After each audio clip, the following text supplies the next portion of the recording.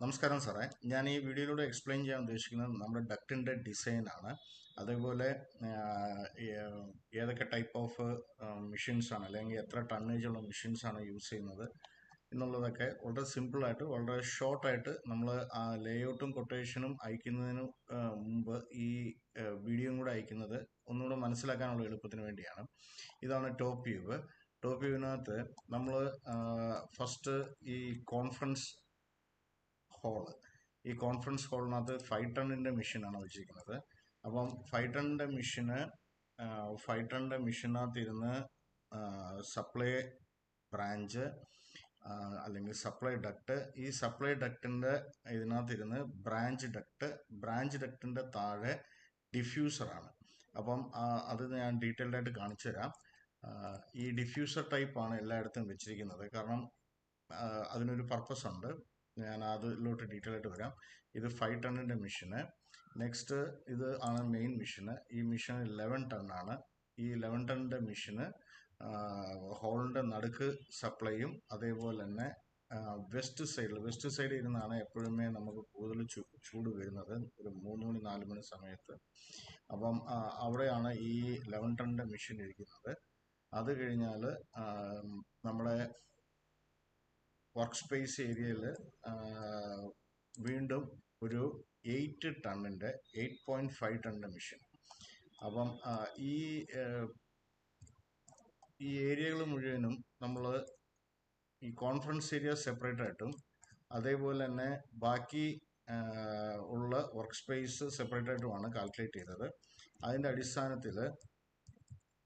അടിസ്ഥാനത്തിൽ നമുക്ക് ഇതാണ് വർക്ക് സ്പേസിൻ്റെ 2243 സ്ക്വയർ ഫീറ്റ്, ക്യൂബിക്ക് 11218. ഇത് ലാറ്റിറ്റ്യൂഡ് ഡെയിലി ഈ E20 ഷീറ്റും എല്ലാം കസ്റ്റമർ നമ്മൾ ഫോർവേഡ് ചെയ്ത് വിടും. അതേപോലെ സെൻസിബിൾ ഹീറ്റ് ത്രൂ ഗ്ലാസ്. അപ്പോൾ ഗ്ലാസ്സിനകത്ത് നമ്മൾ ഗ്ലാസ്, അതേപോലെ തന്നെ ACPയുടെ പിന്നെ യു വാല്യൂ, അതേപോലെ തന്നെ ഗ്ലാസിൻ്റെ യു വാല്യൂ,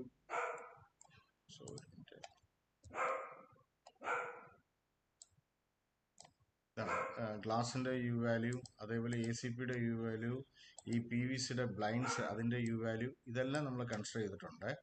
അപ്പം നമ്മളത് ഈ ഒരു ഓപ്പൺ ഏരിയ ആയതുകൊണ്ട് കൂളിങ്ങിനെ അത് എഫക്റ്റ് ചെയ്യരുത്. അത്രത്തോളം 3-ാം നിലയാണ്, അതായത് എക്സ്പോസ് ടു സൺലൈറ്റ് ആണ്. അതേപോലെ വെസ്റ്റും ഈസ്റ്റും ആണ് കറക്റ്റ് ബിൽഡിങ് ആ ഇതിലാണ് നിൽക്കുന്നത്, ആ ഡയറക്ഷനിലാണ് നിൽക്കുന്നത്. അപ്പോൾ കറക്റ്റായിട്ട് ഈ ചൂടകത്ത് വൈകുന്നേരം ആകുമ്പോൾ വരുന്നുണ്ട്. അപ്പം അതുകൊണ്ടാണ് അത് ഡീറ്റെയിൽഡ് ആയിട്ട് എടുത്തത്. അപ്പം solar gain through glass, wall, എക്യുപ്മെൻസിൻ്റെ, പീപ്പിളിൻ്റെ പ്രസൻസ്, ഇതെല്ലാം നമ്മൾ ചെയ്തിട്ടുണ്ട്. അങ്ങനെ കോൺഫറൻസ് റൂമിൽ നമുക്ക് 25 TR ടണ്ണേജ് അല്ലെങ്കിൽ 9040 CFM, 1 ടണ്ണിന് 400 CFM ആണ്, ഏകദേശം 23. ഇതിനകത്ത് ഏത് വേണമെങ്കിൽ കൺസിഡർ ചെയ്യാം, 25 അല്ലെങ്കിൽ 23 എന്നുള്ള രീതിയിലാണ്. 940 അവിടത്തേക്ക് വേണ്ട സപ്ലൈ. അപ്പോൾ നമ്മൾ ഒന്നെങ്കിൽ ഈ 9040 CFM എടുക്കാം, അല്ലെങ്കിൽ 25 TR എടുക്കാം. നമ്മൾ 25 TR ആണ് എടുത്തിരിക്കുന്നത്. ഇതേപോലെ E20 ഷീറ്റ് നമ്മുടെ കോൺഫറൻസ് ഏരിയയിലോട്ടും നമ്മളെല്ലാ ഫാക്ടേഴ്സും, ഒക്കുപൻസി 29, ഇതെല്ലാം നോക്കിയിട്ട് 5 ടൺ ആണ്. CFM വഴി നോക്കുകയാണെങ്കിൽ 6 ടൺ ആണ്. ഏതാണോ ഹയർ അതാണ് എടുക്കേണ്ടത്. നമ്മൾ അതിൻ്റെ നെക്സ്റ്റ് ഇത് എടുക്കുന്നു 5 ടണ്ണ്.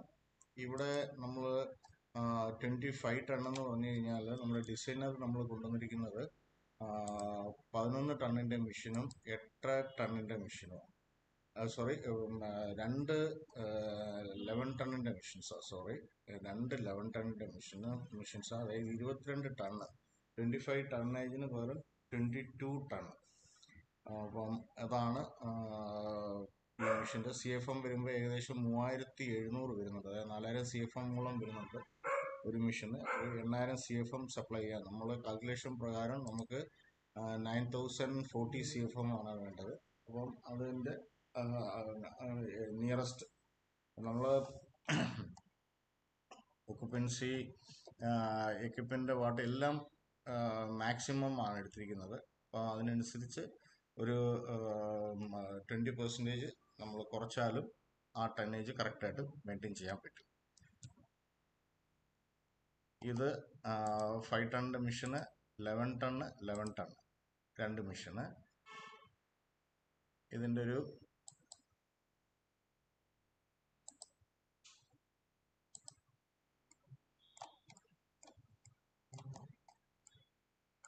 ഇതാണ് ഡിഫ്യൂസർ. ഈ ഡിഫ്യൂസറിലോട്ട് പോകാൻ കാരണം നമുക്ക് സൈഡിൽ ഇരുന്ന് ത്രോ കൊണ്ടുവരാൻ പറ്റും. സൈഡിൽ ഇരുന്ന് നമുക്ക് ത്രോ കൊണ്ടുവരുന്ന രീതിയിൽ വരുമ്പോൾ ഈ ബീമിൻ്റെ താഴെ കൂടെയാണ് പോകുന്നത്. അപ്പം നമുക്ക് ഡക്റ്റിൻ്റെ